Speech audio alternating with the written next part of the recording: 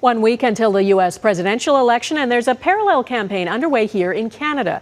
There are about 660,000 Americans living in Canada, and Democrats and Republicans are busy courting them.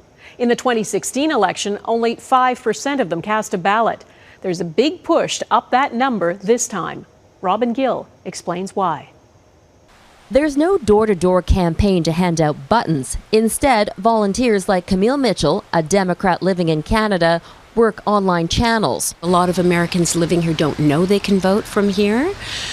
They think they have to fly home to vote. They don't. Democrats are aggressively recruiting expats, thanks to Facebook ads and a spot on Spotify. And if you or a parent were born in the United States, you are one of them, and you can vote. That campaign is aimed at Americans living in Windsor, Ontario, just across the bridge from Detroit, Michigan, a swing state.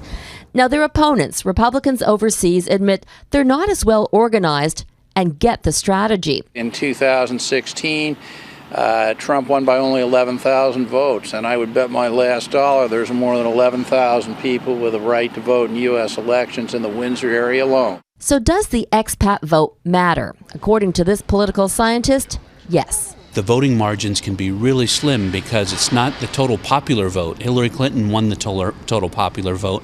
Al Gore won the total popular vote, but they still lost the election because they lost the vote in key swing states. Now here's where it gets interesting, because the Democrats are trying to encourage dual citizens to vote.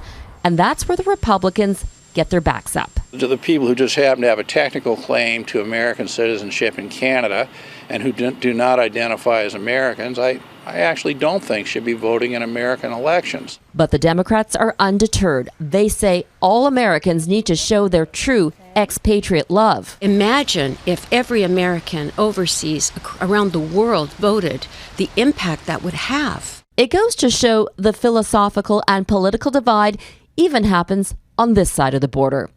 Gill, Global News, West Vancouver.